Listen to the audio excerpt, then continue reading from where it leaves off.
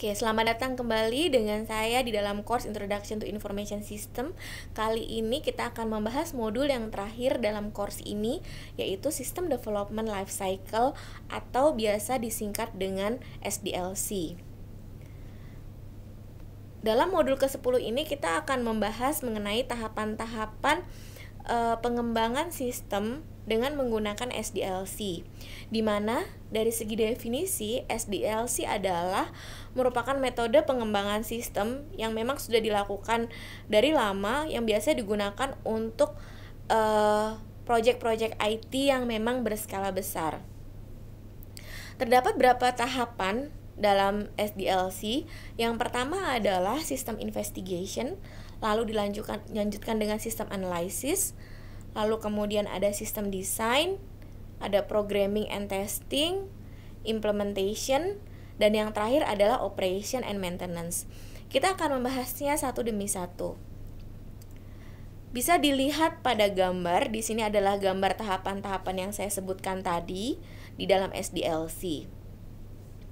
Tahapan yang pertama yaitu adalah sistem investigation. Sistem investigation ini dimulai pada saat kita menganalisa atau kita mengetahui masalah-masalah yang menimpa organisasi kita sendiri atau bisnis kita. Di sini makanya terdapat business need atau kebutuhan bisnis. Setelah kita mengetahui kebutuhan bisnis itu apa, lalu kemudian di sini kita bisa melakukan investigasi. Di dalam sistem investigation terdapat feasibility study. Feasibility study ini sebetulnya untuk mengukur apakah sistem yang akan kita buat ini memungkinkan untuk dibuat atau tidak. Misalnya dari segi sumber daya, lalu kemudian dari segi uang, dari segi skill, apakah organisasi itu memilikinya.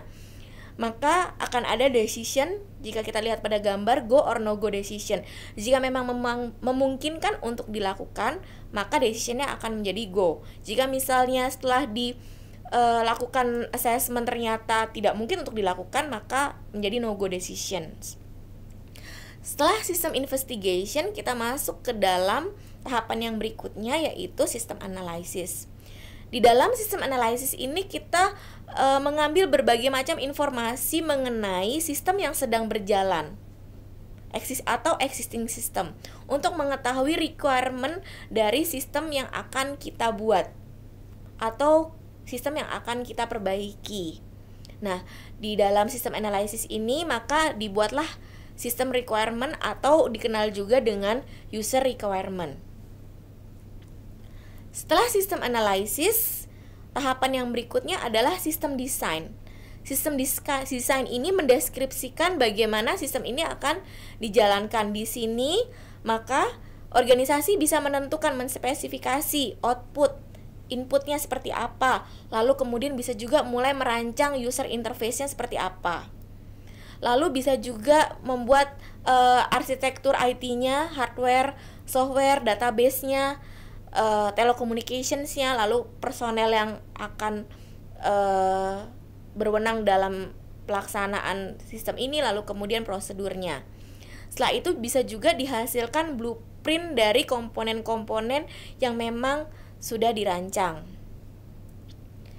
Setelah sistem desain selesai dilakukan, maka dilakukanlah programming and testing. Di sini mulai dilakukan proses pengkodifikasian oleh para programmer, yaitu mentranslate dari desain tadi, dari rancangan tadi ke dalam computer coding. Pada saat proses programming ini akan terus dilakukan pencekingan apabila terjadi bugs atau error di dalam coding. Kita mengenalnya dengan testing. Setelah programming selesai dan dipastikan bahwa programnya sudah bisa berjalan dengan baik, maka dilakukan implementasi. Dalam implementasi ini terdapat 4 jenis implementasi. Yang pertama adalah kita mengenal direct conversion. Jadi, jika misalnya organisasi memilih untuk melakukan direct conversion terhadap suatu sistem yang dikembangkan, maka sistem yang lama sudah tidak dipakai lagi, langsung di-cut dan digantikan dengan implementasi dari sistem yang baru dibuat. Itu adalah direct conversion. Lalu kemudian cara untuk implementasi yang berikutnya atau conversion yang berikutnya adalah pilot conversion. Dalam pilot misalnya kita melakukan implementasi terhadap sistem baru, namun kita coba dalam satu divisi dulu. Misalnya divisi A, kalau misalnya divisi A sudah berhasil melakukan implementasi dan berjalan dengan baik, maka bisa dikembangkan ke dalam satu organisasi atau mungkin divisi yang berikutnya. Nah, itu kita melakukan pilot conversion. Lalu konversi yang berikutnya adalah phase conversion. Jadi biasanya dalam suatu sistem itu ada beberapa tahapan atau fase.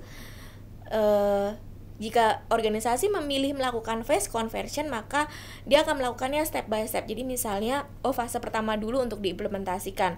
Jika misalnya sudah berhasil, misalnya sudah dijalankan dan sudah smooth, maka akan lanjut ke dalam fase berikutnya.